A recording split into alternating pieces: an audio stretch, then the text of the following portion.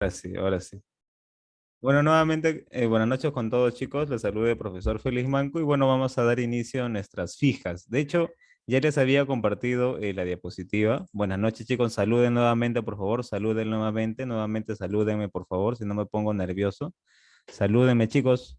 Ahí está. Buenas noches, Álvaro. ¿Cómo estás? Jeremy, para la grabación, chicos, para la grabación. Además, es la última clase que vamos a llevar por lo menos con el ciclo repaso, ¿no? Buenas noches, Marito, Lenquita, ahí está toda la gente, nuevamente está activa, ¿no? Genial, genial. Bueno, que estos minutos haya servido para que te vayas a servir tu cafecito, ¿no? Tu cafecito, ¿ah? Para que te sirvas tu lechecita, tu café con leche, tu cuáquer, tu quina, tu maicena, depende ya lo que te guste, ¿no? Mi desayuno, dice. Bueno, bueno. Bueno, entonces vayamos chicos con la pregunta que tenemos para el día de hoy. Bueno, tenemos varias preguntas de diferentes temas. Básicamente hemos tomado los temas que vienen en el último temario de San Marcos. Así que bueno, vamos directo con la clase, bueno, perdón, con las preguntas de las fijas. Tenemos una horita, chicos, hasta las 11 nada más. Hasta las 11 porque tienes que dormir, ya sabes, temprano. Y bueno, ya saben que la mente también se cansa, ¿sí o no? La mente se cansa y debemos de hacer la tutu meme ya a las 11, 11:30 máximo, ¿no? Pero bueno, vamos a tratar de ser puntuales. Muy bien. Hasta la 1, dicen. No, no podemos quedarnos hasta la 1, ¿no? Claro, muy bien. Bueno, vayamos a la 1 sí, a la 1 vayamos. Dice, la pregunta 1 dice, ¿no? Una pregunta de ética dice, la moral kantiana plantea que nuestras acciones son correctas o justas cuando se encuentran guiadas únicamente por el imperativo categórico que nuestra razón le da a nuestra voluntad. Por tanto, es necesario que los seres humanos actúen sobre los fundamentos de obligaciones universales sin atender a determinaciones o condicionamientos externos como la búsqueda de la felicidad o el interés personal, ¿no? Muy bien. Teniendo en cuenta o como punto de partida lo anterior, sería correcto sostener que para Kant, ajá, una pregunta sobre la ética kantiana, ¿no? Que ya la habíamos visto en temas anteriores, por lo menos en el tema de ética, ¿no? ¿Cuál sería la clave, chicos, acá entonces? La clave sería la A, ¿no? La A. La acción buena no busca una finalidad. Claro, ¿no? La acción buena no busca una finalidad. Ámala, dice, ¿no? Ámala, claro, pues, claro, ¿no? Claro, porque según Kant, el imperativo categórico, el imperativo universal que viene de la razón pura, nos impulsa hacia el deber y la buena voluntad. En cambio, los imperativos hipotéticos que escuchamos no de la razón pura, sino que escuchamos de la sociedad, nos impulsan a actuar, pero para buscar un beneficio, para buscar una conveniencia, ¿no? No por deber ni por buena voluntad, sino por un beneficio personal, por un beneficio egoísta, ¿no? Entonces, claro, Kant va en contra de esa ética material, de esa ética que sirve el imperativo hipotético, sino que más bien va a los imperativos categóricos, ¿cierto? Muy bien, entonces en la pregunta uno la clave sería amorcito, ¿ya? Amorcito, ¿sí? Bien, vayamos a la pregunta 2. A ver, vayamos a la pregunta 2. Amor, dice Paolo, ¿no? Claro, él está enamorado. Tiene esa fotito del perrito enamorado, ¿no? Muy bien, seguro Paolo ha dicho sí este 14 de febrero, ¿no? O tal vez ha dicho no, quién sabe, ¿no? Muy bien, vayamos a la pregunta 2. Dice, un texto de Nietzsche. Dice Nietzsche lo siguiente. Conozco mi suerte. Mi nombre estará un día ligado al recuerdo de una crisis, como no ha habido otra igual en la Tierra, al más hondo conflicto de conciencia, a una decisión que se proclama contraria a todo lo que hasta ahora se había creído, pedido y consagrado. No soy un hombre, soy una carga de dinamita, dice Nietzsche. Contradigo como jamás se ha contradicho, y a pesar de ello soy la antítesis del espíritu negador. Con esto soy necesariamente un hombre que posee un destino. En efecto, si la verdad entra en combate contra la mentira milenaria, se producirán tales conmociones, tales temblores de tierra como jamás se había soñado, ¿no? Eso dice Nietzsche cuando se está describiendo a sí mismo en su libro Ecce Homo, ¿no? Aquí el hombre, ¿no? Y dice la pregunta, en este texto se muestra un aspecto central de la filosofía de Nietzsche, el cual es, claro, ¿no? ¿Qué es lo que está haciendo acá Nietzsche? ¿Qué es lo que está haciendo acá Nietzsche, chicos? A ver, vamos. Claro, está criticando todos los valores establecidos, ¿no? Recordemos que la filosofía de Nietzsche, ¿cómo se la llama, chicos? Volum. La filosofía de Nietzsche, voluntarismo, también vitalismo, también irracionalismo, ¿cierto? Para Nietzsche, siguiendo su maestro Schopenhauer, para Nietzsche, la vida es sufrimiento o felicidad, chicos. Para los voluntaristas, la vida, la naturaleza, ¿cómo es? Sufrimiento o felicidad. Sufrimiento, dolor, dolor, ¿no? Dolor es la vida, ¿no? ¿Y cómo se sale del sufrimiento y del dolor? Bueno, dice Schopenhauer, se puede salir del dolor con el ascetismo, ¿no? O sea, volviéndonos como monjes espirituales, ¿no? O sea, renunciar a todo, como un monje budista, como un monje zen, renunciar a todo, dice Schopenhauer, ¿no? Pero nadie o pocas personas pueden llegar, pueden tomar ese camino, ¿no?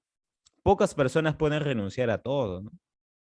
Entonces, como no todas pueden llegar con el ascetismo, entonces hay otro camino, que es la religión, ¿no? La religión también de alguna manera te quita el dolor y sufrimiento de la existencia, ¿no?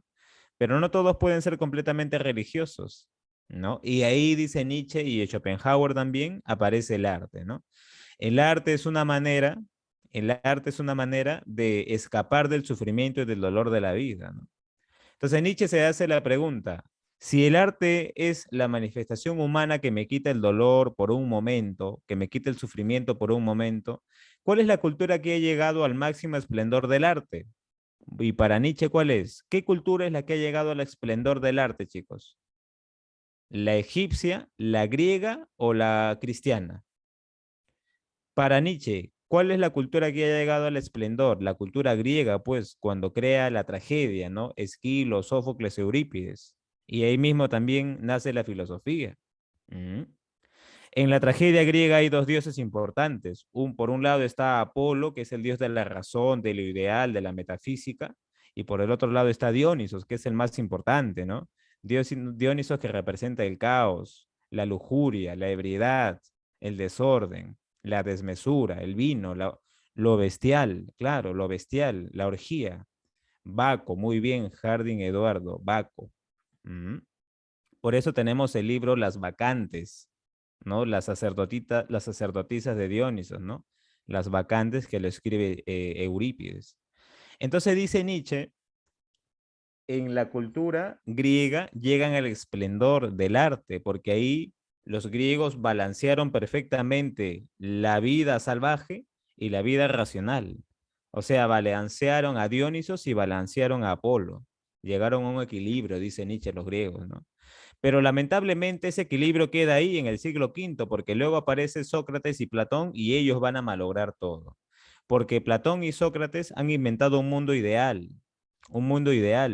fuera del mundo de la naturaleza, ¿no? Y se quedaron solo con Apolo y despreciaron a lo dionisíaco. Al Sócrates y Platón quedarse con lo meramente racional, van a despreciar la vida natural.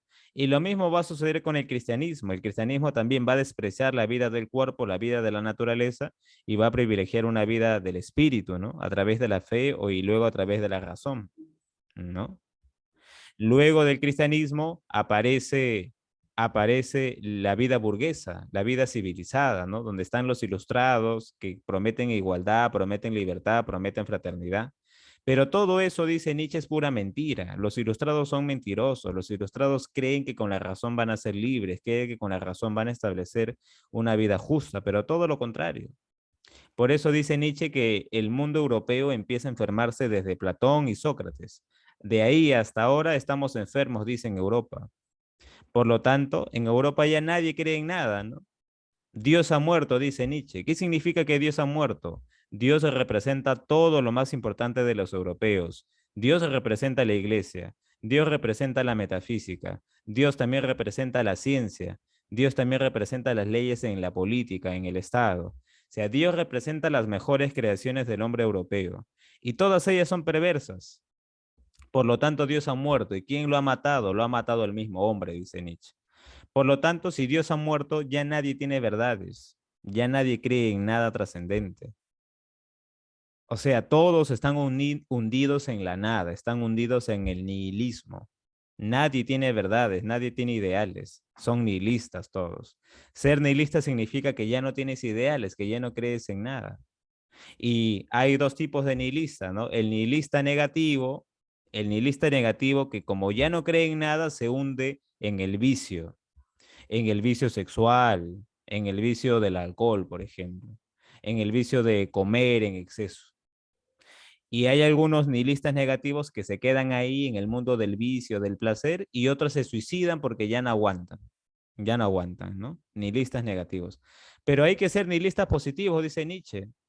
No creer en nada, pero darse cuenta que estamos en la nada y superar estos valores enfermizos, ¿no? Y por eso Nietzsche está criticando todos los valores de Europa, ¿no? Por eso acá en la 2 la clave sería la D, crítica de los valores establecidos, ¿no? Él va a ir en contra de la cultura europea, del cristianismo europeo, de la metafísica europea, ¿no? De la cultura de los débiles, ¿ya? Bueno, vayamos a la pregunta 3. Vayamos a la pregunta 3. Y es ahí posteriormente que Nietzsche propone al superhombre, ¿no? Al superhombre. Muy bien, vayamos a la 3. Dice, un maestro de escuela manifiesta lo siguiente a sus alumnos. Para ser buenas personas es fundamental que antes comprendamos el verdadero significado de aquello que es bueno, pues sabiendo esto difícilmente podría ocurrir que optemos por aquello que es malo, ¿no? En otras palabras, el que ha captado la esencia del bien por medio de la razón siempre buscará realizar acciones buenas, ¿ya? La perspectiva del maestro se corresponde con lo planteado, principalmente por, ajá, ¿cuál sería la clave en la pregunta 13? A ver, vamos. En la pregunta 3, perdón, en la pregunta 3. ¿Cuál sería la clave, chicos?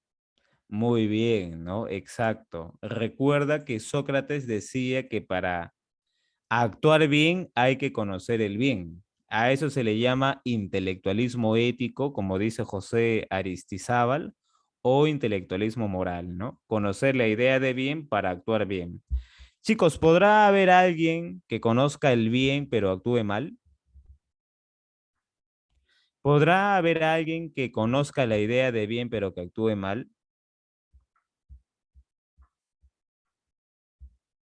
No, porque no hay nadie que actúe mal conociendo el bien, pues si actúa mal conociendo el bien es porque no conoce el bien.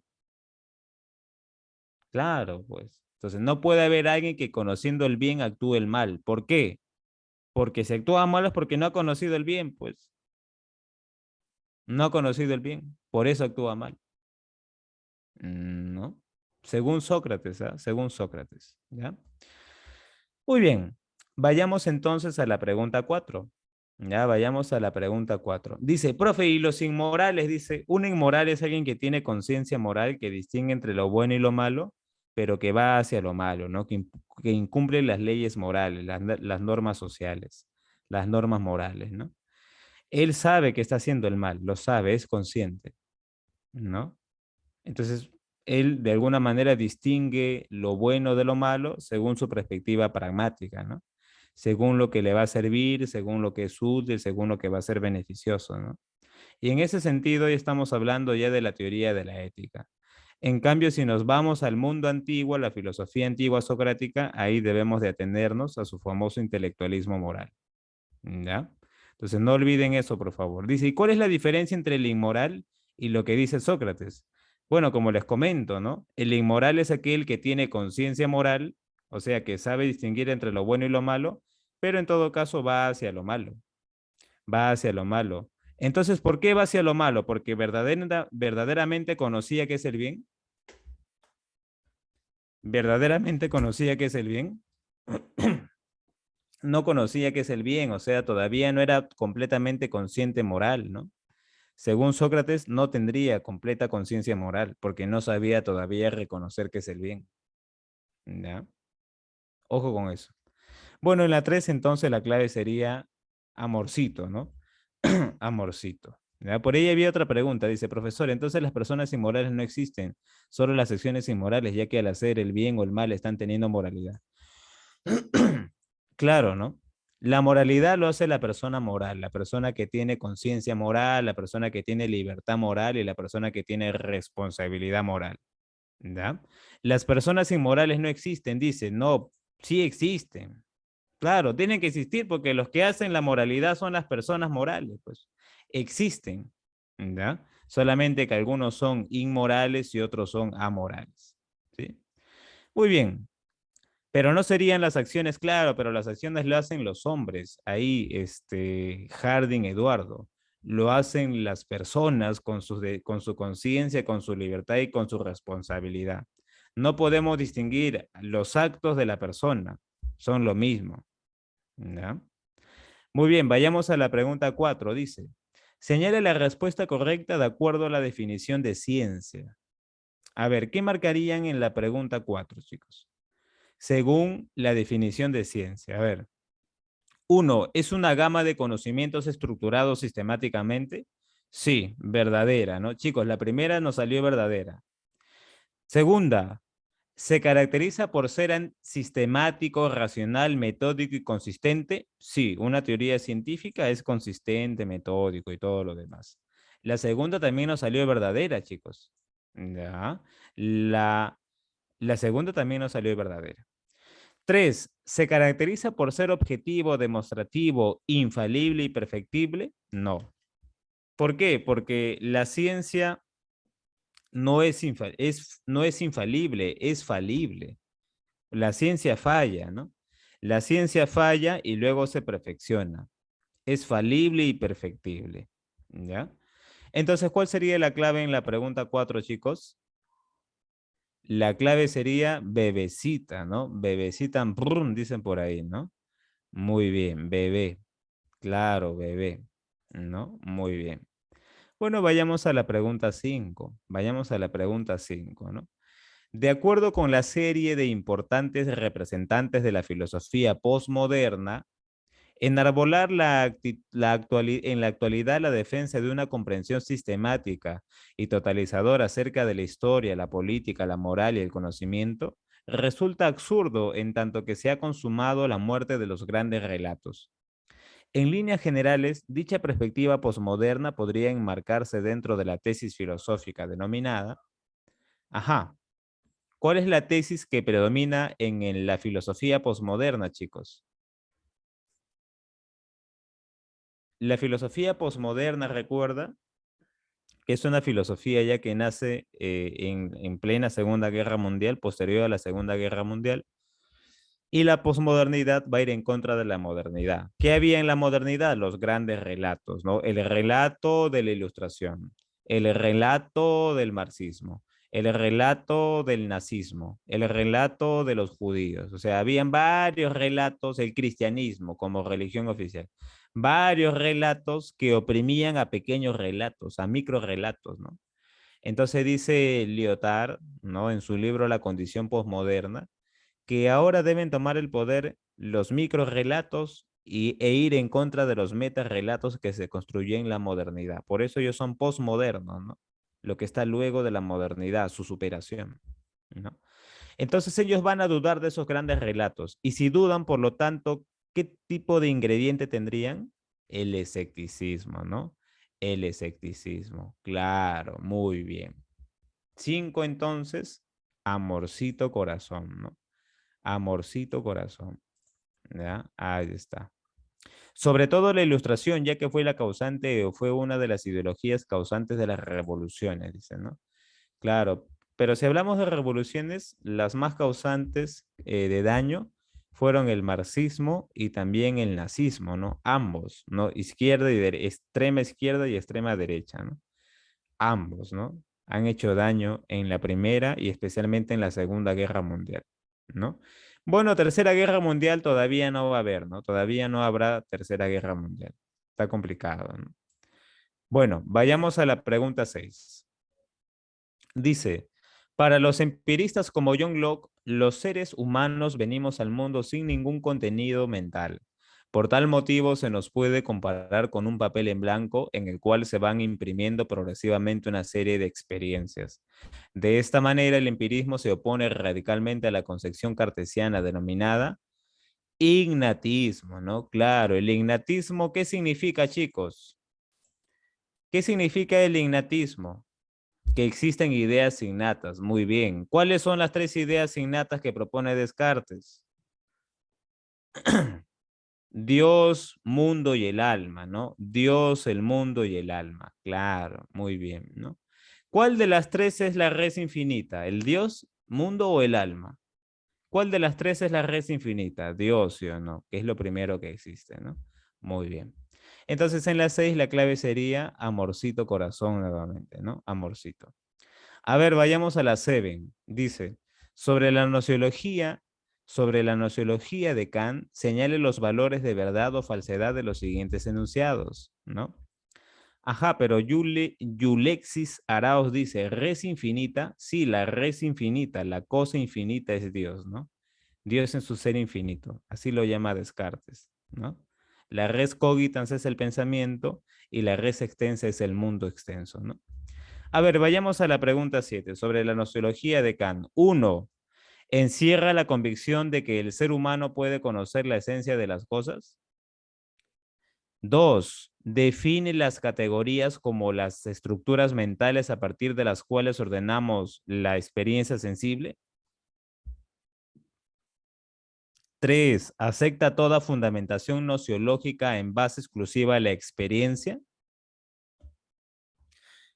Y 4. Defiende la imposibilidad de una demostración de la existencia de Dios. ¿Cuál sería la clave entonces, chicos? En la pregunta 7. ¿Qué marcaron? A ver, muchachones, en la pregunta 7. A ver, vamos.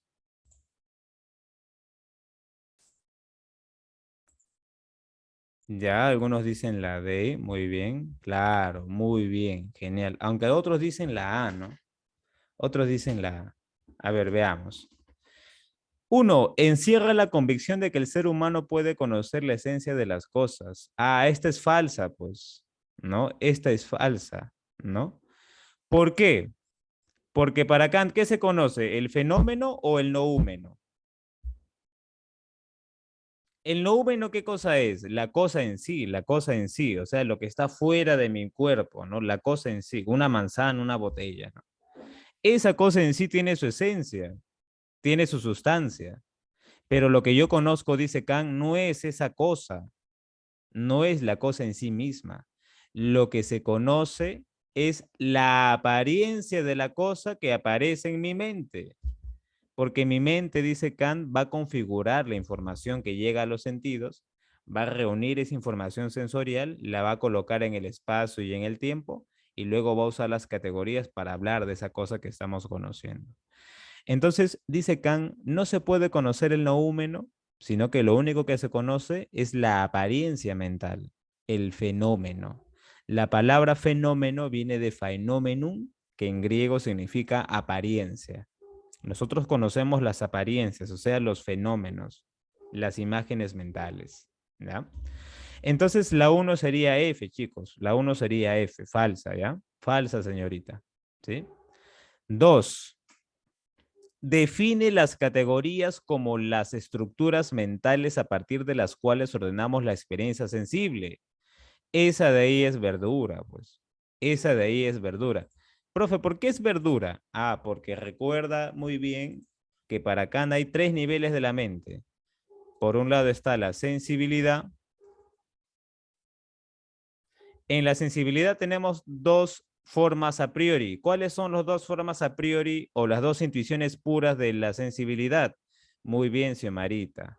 El espacio y el tiempo. Muy bien. O sea, el espacio y el tiempo no están fuera de mi cuerpo. El espacio y tiempo son partes de la sensibilidad y la sensibilidad es la primera parte de la mente. ¿Ya? ¿Cuál es la segunda etapa de la mente? El entendimiento. Y en el entendimiento, ¿cuáles son los principios a priori que tenemos? Muy bien, Xiomarita, muy bien, Olenquita, ¿no? Los contenidos a priori o las intuiciones puras que tiene el entendimiento son las categorías, ¿ya? Las categorías, ¿qué son, profe? Las categorías son conceptos que nos ayudan a hablar de las cosas que están en el espacio y en el tiempo, ¿no? Y luego del entendimiento tenemos la tercera etapa de la mente. ¿Cuál es la tercera etapa de la mente? La razón pura, ¿no? Y la razón ¿Qué tiene? ¿Cuáles son los contenidos de la razón? ¿Cuáles son los contenidos de la razón? Muy bien, Xiomara. Las ideas trascendentes. Las ideas trascendentales. ¿Ya? La idea, y ahí están las tres ideas innatas también, ¿no? La idea de Dios, la idea de mundo y la idea de alma. Que las tres ideas innatas también son a la vez las tres ideas trascendentales que crea la razón según Kant. Claro que sí. ¿Ya? Claro que sí. Por lo tanto, la sensibilidad me permite crear la matemática. El entendimiento me permite crear las categorías, el entendimiento me permite crear juicios sobre el mundo, o sea, me permite hacer física, me permite estudiar la naturaleza, ¿no? Y las ideas trascendentales, la idea de Dios, de alma y de mundo, me permiten hacer metafísica. Pero la pregunta es si la metafísica es una ciencia. Chicos, ¿qué dice Kant? ¿La metafísica es una ciencia o no es una ciencia? No, no es una ciencia, ¿no? La matemática sí es ciencia, la física sí es ciencia, pero la metafísica no es ciencia. ¿Por qué? Porque la metafísica trabaja con ideas trascendentales y las ideas trascendentales no han entrado por los sentidos, han sido creados por la razón. La razón sintetiza todo. Cuando la razón sintetiza todo lo que tú conoces fuera de tu cuerpo, la razón le da el nombre de mundo. Cuando la razón sintetiza todo lo que está dentro de tu cuerpo, la razón le da el nombre de alma.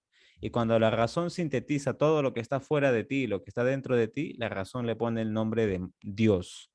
Por eso, el concepto de mundo, de alma y de Dios no existen fuera de mi cuerpo, son creadas por la razón. Por eso la metafísica no es ciencia, ¿ya? No es ciencia, ¿sí? Por eso la alternativa 2 sería verdadera, ¿ya? Sería verdadera, ¿sí? La 3 dice, acepta, a ver, acepta toda fundamentación nociológica en base exclusiva a la experiencia. Solamente la experiencia le importa a Kant, no, también le importa el entendimiento y también le aporta la razón, ¿no? Esa sería falsa, ¿no? Y la 4 dice, defiende la imposibilidad de una demostración de la existencia de Dios. Claro, pues, verdura, ¿no? Por lo tanto, ¿cuál sería la clave, chicos? ¿Cuál sería la clave en la pregunta 7? La clave sería dedito. ¿Ya? La clave sería dedito. Sí, a ver, vamos a borrar esta partecita. Muy bien. Dedito, entonces, vayamos dedito. Ahí está. Muy bien, vayamos a la pregunta 8 ahora. Vayamos a la pregunta 8. A ver, dice, Diego y Gabriela son compañeros de aula en la UMS, en la UMS. Un día después de clases, conversan acerca de la corrupción y atraso que todavía se vive en nuestro país debido al mal manejo de nuestros políticos. Para Diego todo se solucionará el día en que se decida invertir más en carreras técnicas y en facultades de ingeniería de las universidades públicas que permitan el desarrollo industrial del Perú. Gabriela, por el contrario, opina que el problema más grave que tenemos es el de la corrupción y que mientras esto no se resuelva no habrá un verdadero cambio. Por ello piensa que la educación debería hacer énfasis en los cursos de humanidades, ya que estos son los que permiten sentar las bases morales que necesitamos fortalecer en nuestros futuros representantes. Las posiciones de Diego y Gabriela reflejan las ideas de los periodos respectivamente. Ajá, ¿cuál sería la clave entonces en la pregunta 8? Por un lado, la visión positivista y la visión espiritualista, ¿no? El avance de la ciencia por parte de los positivistas y el avance de las letras, las humanidades, el derecho, la ética, la estética, la metafísica por parte de los espiritualistas, ¿no? En el positivismo, ¿a quién tenemos? A Manuel González Prada, por ejemplo, ¿no?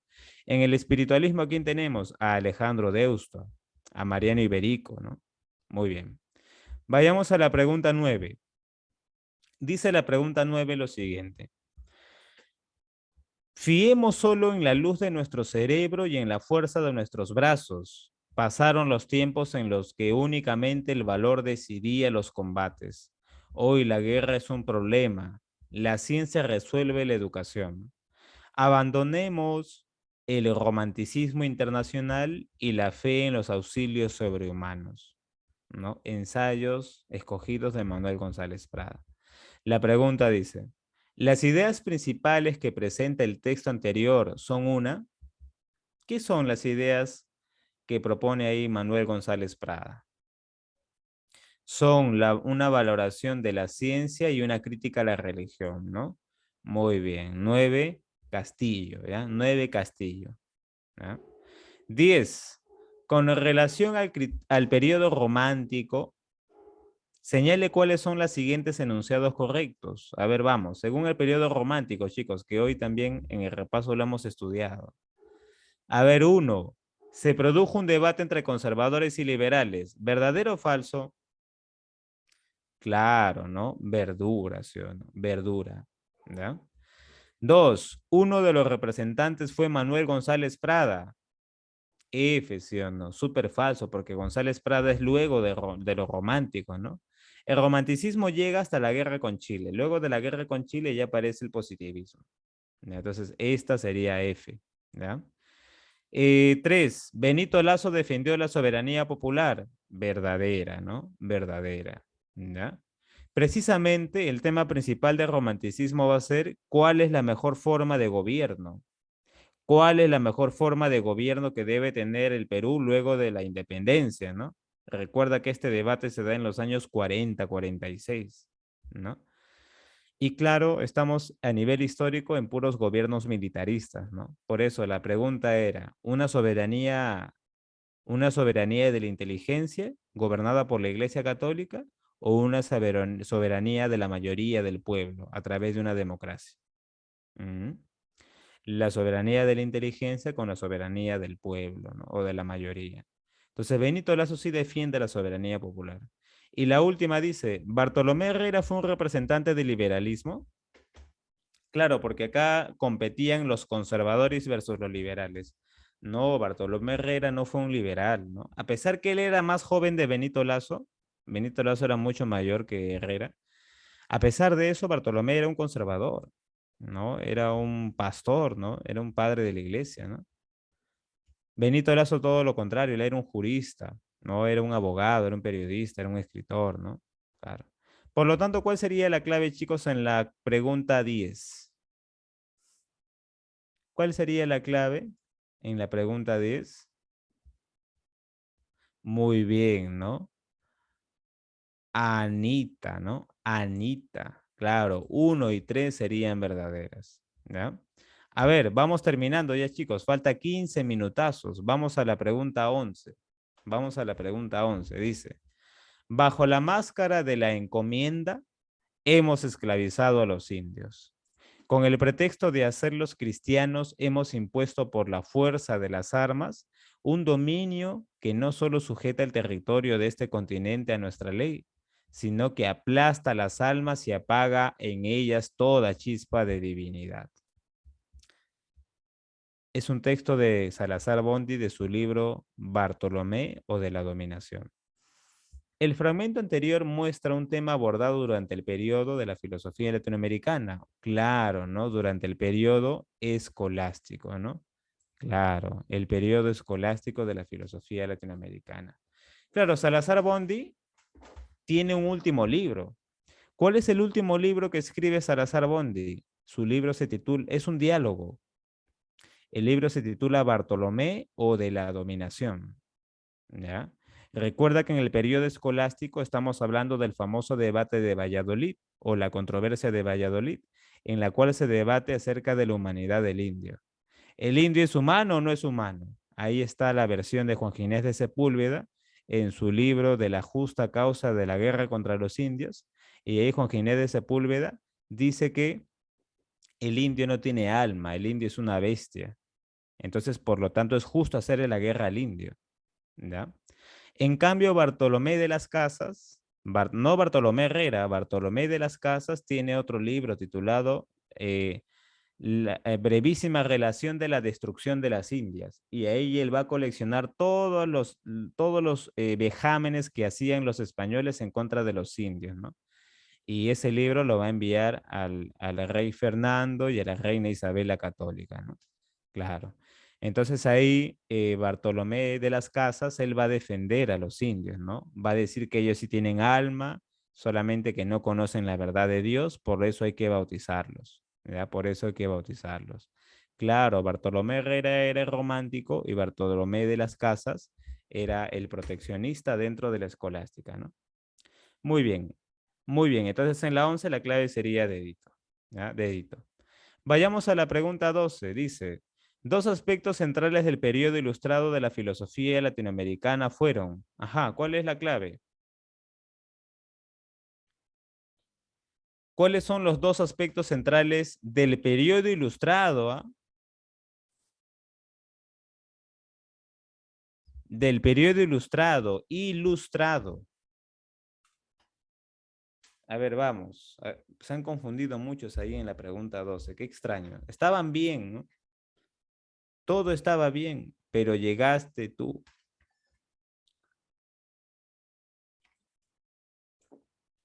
Claro, todo estaba bien, pero no marcaron la clave verdadera. Hasta ahorita no marcan la clave verdadera, chicos. ¿Qué pasa, sanmarquinos del Perú?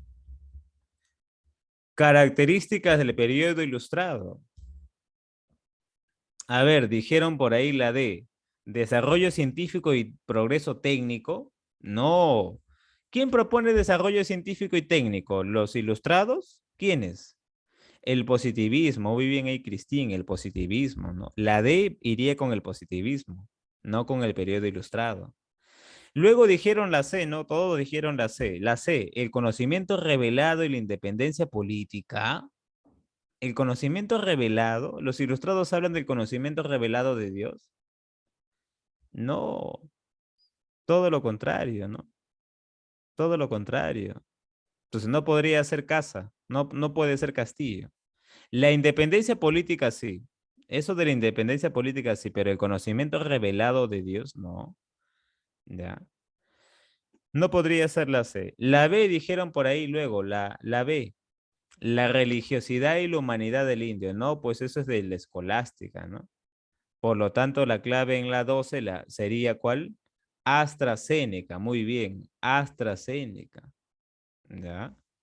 Claro, pues el empirismo, claro, porque los liberales son empiristas, ¿no ves que John Locke es empirista y padre del liberalismo?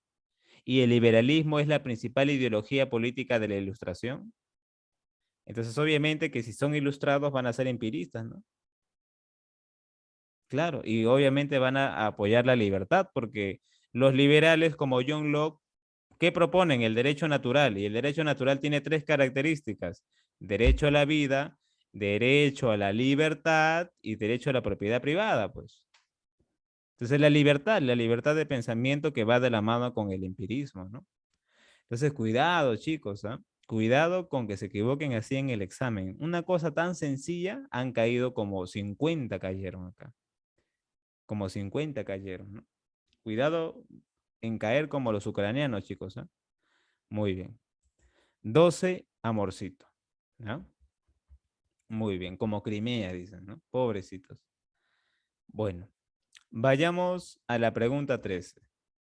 ¿La C de qué periodo era? El conocimiento revelado es del periodo escolástico y la independencia política sí es de la ilustración, ¿ya?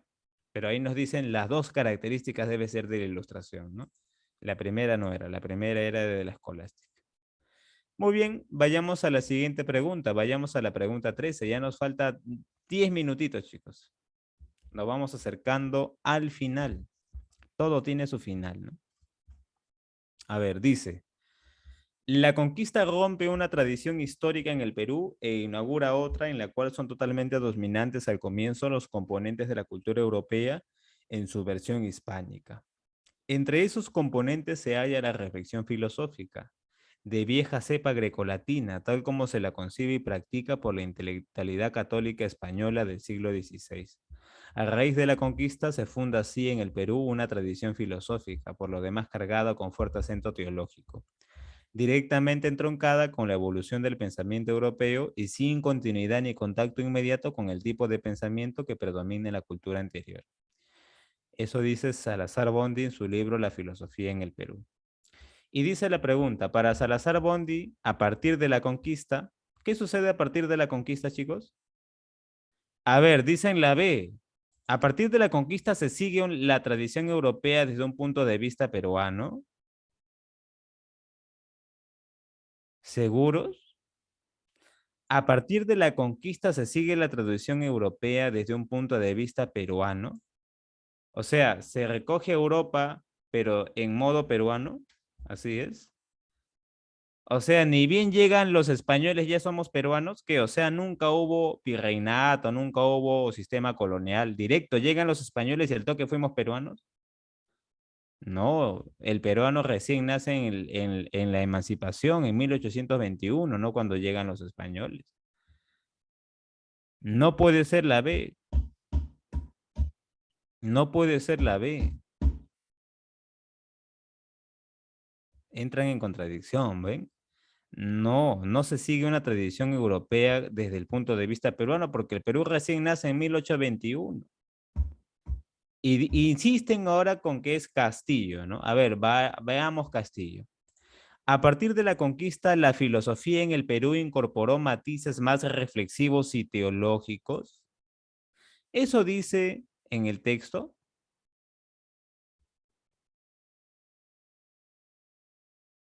Eso dice en el texto que la filosofía en el Perú incorporó matices más reflexivos y también más teológicos. Bueno, en ningún momento habla de que hay una reflexión, hay una recepción de la reflexión española europea, ¿no? Con fuerte acento teológico, sí, pero reflexiva, más bien es más fe que reflexión, ¿no? Claro, claro, pues. Por lo tanto, ¿cuál sería la clave? La D, muy bien, dedito, ¿ya? A partir de la conquista se implantó una cosmovisión filosófica en el mundo prehispánico. Claro, pues, se implanta una nueva tradición filosófica, ¿no? O sea, con la conquista recién llega la filosofía. ¿Ya? Muy bien, entonces en la 13 la clave sería dedito. Mundo prehispánico, dice Nicole. Claro, prehispánico, o sea, antes de que lleguen los hispanos, antes de que lleguen los españoles. Antes de que lleguen los españoles, vivíamos en un mundo prehispánico o antes de Colón, precolombino. Llegan los españoles y de ahí llega la conquista y como dice Salazar Bondi, desde la conquista aparece una nueva tradición filosófica con fuerte acento escolástico europeo, católico, teológico, ¿no? Entonces se implanta una nueva cosmovisión filosófica en el mundo prehispánico, ¿ya? ¿No será hispánico? No, porque hispánico es el de España. Hispánico es el español. El periodo hispánico es el periodo cuando ya han llegado los españoles. Pero el periodo prehispánico y el mundo prehispánico es el mundo de los incas, pues. ¿Mm? Los incas son prehispánicos. Entonces ellos llegan, los españoles llegan y en el mundo prehispánico incaico van a imponer su filosofía. Los españoles no imponen su filosofía en un mundo donde hay españoles, pues ¿qué sentido tendría? El español impone su filosofía en un mundo donde no había pensamiento español europeo, donde había un pensamiento prehispánico, ¿no? Un pensamiento incaico, ¿no? Ahí imponen su filosofía, pues, ¿no? Muy bien, muy bien. Vayamos a la pregunta 14. Ya estamos a 6 minutos, chicos, estamos a 6 minutos. Dice la pregunta 14. Claro, muy bien, Arlet Rodríguez. Es decir, que la filosofía llegó con los españoles. École, exacto, ¿no? Y como en España en ese tiempo estaban con la filosofía escolástica, acá la primera etapa de la filosofía peruana va a ser filosofía escolástica. Exacto, ¿no? Muy bien, vayamos a la pregunta 14. Dice, Fernando y Álvaro, estudiantes de la carrera de literatura en la UMS, leen el siguiente verso de Vallejo que se encuentra en el último poema de Trilce. Cito a Vallejo. No subimos acaso para abajo. Para Fernando, este verso quiere decir que por más que nos empeñemos en la vida, Siempre existirán situaciones dolorosas que nos harán caernos y estar abajo. Álvaro no comparte su lectura y considera que el estar abajo hace referencia a la muerte. En ese sentido, toda vida sería como un empeño para subir para finalmente estar abajo, en nuestra tumba cuando nos entierren. Su profesor del curso de poesía peruana al escuchar este debate les dice, tenía razón el filósofo Alfa cuando sostenía que el hombre es un ser que interpreta, pues el debate que ustedes tienen es producto de sus interpretaciones del verso de Vallejo. Claro, ¿quién es ese filósofo que dice que el hombre es un animal interpretativo? Es un animal hermenéutico que interpreta. Gadamer, ¿sí o no? George Hans Gadamer en su libro Verdad y Método. ¿Ya? En su libro Verdad y Método. ¿Ya? Seguidor de Heidegger, ¿no? Seguidor de Heidegger. ¿Ya? Lyotard, ¿quién es? Lyotard es el escritor del libro La condición posmoderna, es un filósofo posmoderno. Heidegger escribe Ser y Tiempo, ¿no? Él es un existencialista. Y Foucault escribe La arqueología del saber, escribe El panóptico, escribe La historia de la sexualidad. Es un posmoderno también que trabaja la deconstrucción a nivel sociológico, ¿no? Muy bien, vayamos a la siguiente pregunta. Vayamos a la pregunta 15. Dice, en un debate sobre la situación de las sociedades actuales, Miguel sostiene que lo que define nuestra situación es la incredulidad hacia los metarrelatos. Por ejemplo, el cristianismo hasta hace poco organizaba la vida de las personas. Sin embargo, en nuestra época, como lo demuestran las encuestas del ateísmo, comienzan a ser un fenómeno de masas, es decir, más personas se declaran incrédulas frente a las supuestas verdades de la Biblia. Se deduce que la interpretación de la modernidad que de Miguel guarda relación con la filosofía de... ¿Con la filosofía de quién, chicos? A ver, nuevamente les hago la pregunta y reflexionen bien, lean con calma, relajados, tranquilos, tomen aire y lean bien la pregunta y el texto. Se deduce que la interpretación de la modernidad de Miguel guarda relación con la filosofía de... ¿Quién va a denunciar los metarrelatos? ¿Quién va a ser incrédulo a los metarrelatos? Como el cristianismo, la ilustración, el marxismo, el nazismo. Todos son mentiras, todos son grandes relatos. El marxismo, el nazismo, todos son mentiras.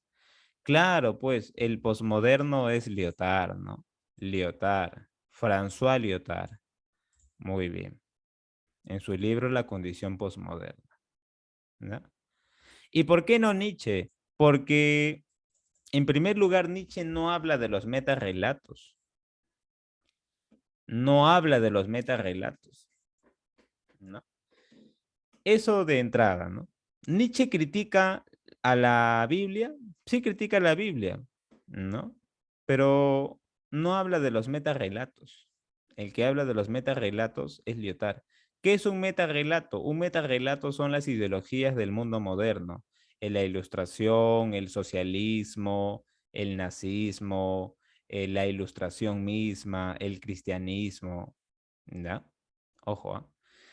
Dicen por ahí, ¿Heidegger es posmoderno? No, Heidegger es un filósofo contemporáneo, ¿ya? Contemporáneo, ¿ya? Claro, ¿no? Filósofo del siglo XX, ¿no? Inicio del siglo XX, ¿no? Heidegger está entre el mundo moderno y el mundo posmoderno, ¿no? Está ahí en esa superficie, ¿ya? Bien, chicos, vayamos a la pregunta 16, porque ya tenemos un minuto nada más, ¿no? A ver, vamos a la 16. Dice la 16. La transición de un paradigma en crisis a otro nuevo, del que pueda surgir una nueva tradición de ciencia normal, está lejos de ser un proceso de acumulación al que se llegue por medio de la articulación o una ampliación del antiguo paradigma. Se trata más bien de una reconstrucción del campo a partir de nuevos fundamentos. Reconstrucción que cambia algunas de las generalizaciones teóricas más elementales del campo, así como también mucho de los métodos y aplicaciones del paradigma. Un texto de Kuhn de su libro La estructura de las revoluciones científicas. Dice la pregunta, De lo expresado por este filósofo se infiere que el cambio de un paradigma a otro. ¿Qué sucede con el cambio de un paradigma a otro? A ver, dicen dedo. ¿Demuestra que en la ciencia los fundamentos se van reajustando y afinando? No. Muy bien, Jeremy Roger. Muy bien, Jeremy. La A. Supone un cambio de las bases más profundas de los alcances de un paradigma. Claro, ¿no? Una revolución científica es un cambio que se da en tres momentos. Primero hay una ciencia normal. Una ciencia normal es un modelo, un paradigma de ciencia que se impone en todo el mundo y que se propone como cierta. Todos los físicos repiten lo mismo, todos los médicos repiten lo mismo. Ciencia normal, se ha normalizado un paradigma científico. Pero luego aparecen más enigmas, o sea, problemas que esa teoría no soluciona tan rápido. Y cuando aparecen más y más enigmas, se convierte en una anomalía. Una anomalía es un problema tan grande que ya esa teoría no puede solucionar. Entonces la teoría entra en crisis, ciencia en crisis. La crisis se da porque el paradigma ya no soluciona esos problemas que han aparecido. Por lo tanto, aparece una teoría joven, una teoría que sí va a resolver esos problemas que la antigua teoría no solucionaba, ¿no? Como el paso de la teoría geocéntrica a la teoría heliocéntrica, ¿no? Como el paso de la teoría determinista al paso de la teoría evolucionista, ¿no? Y así sucesivamente, ¿no? El paso de la teoría de Newton al paso de la teoría de Albert Einstein, ¿no? Entonces, claro, eso es una revolución científica, ¿no? Entonces, cuando un paradigma normal ya no puede solucionar los problemas, aparece una nueva ciencia, la ciencia revolucionaria, ¿ya? Xiombarita dice, ¿cuál es el término que designa que no se puede comparar los paradigmas de un tiempo u otro? La inconmensurabilidad, como dice Aldair Fuster, claro, ¿no? La inconmensurabilidad, o sea, no se pueden conmensurar dos teorías porque cada quien está en su propio espacio y tiempo histórico, ¿no? No podemos comparar la física de Aristóteles con la física de Newton, pues porque son distintas, tienen otros conceptos, son otros paradigmas. No se pueden hacer comparaciones entre paradigmas, porque cada científico es distinto, tienen otros sistemas de ideas, etcétera. ¿Ya? Vayamos a la 17, a ver, vayamos a la 17. Dice, el lenguaje ideal para Wittgenstein es aquel cuya forma lógica no nos engaña, aquel en el que cada sentido, en el que cala sentido, ¿no? El sentido de una proposición describe la posibilidad de darse un hecho y es independiente de su verdad. Cuando una proposición, además de tener sentido, es verdadera, entonces describe no solo un hecho posible, sino un hecho real. Considerando lo anterior, ¿cuál de los siguientes enunciados se corresponde correctamente con la perspectiva de Wittgenstein acerca de las proposiciones? ¿Cuál sería la clave, chicos, ahí en la 17? Muy bien, ¿no? Besito. Son proposiciones con sentido todas aquellas que describen hechos. Claro, ¿no? Porque para el primer Wittgenstein, en su libro Tractatus Lógico-Filosóficos, la función del lenguaje es representar objetivamente al mundo, ¿no? Entonces, como el lenguaje debe representar objetivamente al mundo, como un pintor que debe pintar un cuadro y ese cuadro debe ser igual al mundo, ¿no? El lenguaje también es como una teoría pictórica, ¿no? El lenguaje también me debe de hablar lo que está en el mundo, ¿ya? Entonces, dice Wittgenstein, el lenguaje sirve para hablar del mundo. Las palabras y proposiciones sirven para hablar de los hechos del mundo. Deben guardar relación, entonces, ¿no? Y bueno, luego del primer Wittgenstein aparece el segundo Wittgenstein en su libro Investigaciones Filosóficas. Y ahí el segundo Wittgenstein va a ir en contra del primer Wittgenstein, ¿no? El segundo Wittgenstein cree que el lenguaje ya no sirve para representar objetivamente al mundo, sino que el segundo Wittgenstein cree que el lenguaje sirve para solucionar problemas humanos. Por eso cada sociedad crea un lenguaje propio para solucionar sus propios problemas. O sea, cada comunidad crea sus propios juegos de lenguaje, ¿no? Ahí en esa segunda etapa, Wittgenstein crea su teoría de los juegos de lenguaje, ¿ya? Bueno, vayamos a la 18. Dice, según Karl Popper, la irrefutabilidad no es una virtud, sino un importante defecto que puede tener las teorías. Por tal motivo, serán consideradas como alfa aquellas teorías que no pueden ser falsadas. mientras que serán denominadas como beta las que sí puedan ser susceptibles de pasar por un proceso de falsación o refutación. El motivo de esto es que la ciencia debe ser concebida como una búsqueda sin término, en donde resultan imposibles las verificaciones categóricas. Claro, la clave sería dedito, ¿no? Las, las que no pueden aceptar falsedades son pseudociencias. Ejemplos de pseudociencias. El marxismo. El marxismo no es una visión científica del mundo, dice Popper. El marxismo es una pseudociencia, porque el marxismo todo le echa la culpa al capitalismo y en la lucha de clases. Todo se explica por el capitalismo, toditito. Igualito que el marxismo es el psicoanálisis, igualito.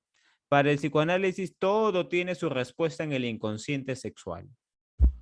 Entonces, el marxismo y el psicoanálisis no son ciencias, dice Popper, son pseudociencias. Son pseudociencias porque ellas creen que ya tienen la verdad, creen que tienen la verdad absoluta y que no se van a equivocar. Ese es dogma, pues, esa es pseudociencia. En cambio, ¿cuáles son ciencias? Las que sí proponen abertura, las que proponen falsabilidad, las que necesitan ser refutadas. ¿Ya? Y por eso conocemos que el principio que propone Popper para delimitar lo científico de lo no científico es el famoso principio de la falsación. ¿Qué dice el principio de la falsación? Que un enunciado científico se admite un contraejemplo, se admite una contradicción, una refutación. Por eso, si yo quiero comprobar una ley científica, por ejemplo, la ley de que todos los metales se dilatan por el calor, ¿qué debo buscar entonces? ¿Más metales que se dilaten por el calor o debo de buscar un metal que no se dilate por el calor?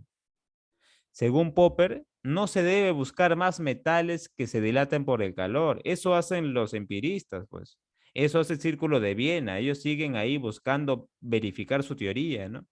El marxista busca hechos para verificar que el capitalismo es el malo y el socialismo es el bueno.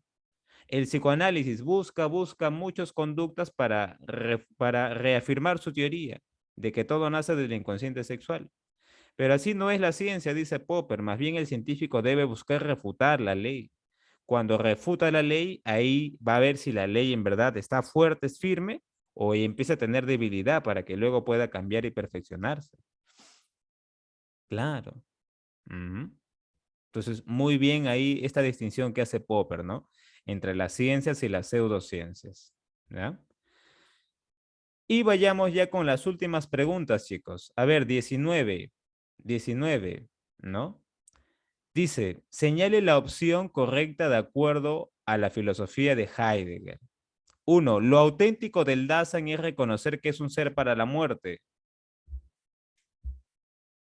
Claro, ¿no? Ese es verdadero, ¿no? Lo auténtico en Heidegger es reconocer que somos un ser para la muerte. Claro, si uno reconoce que es un ser para la muerte, entonces tendrá poco a poco una existencia auténtica. Dos, se mantiene al margen del método filosófico, la fenomenología. Heidegger no usa la fenomenología.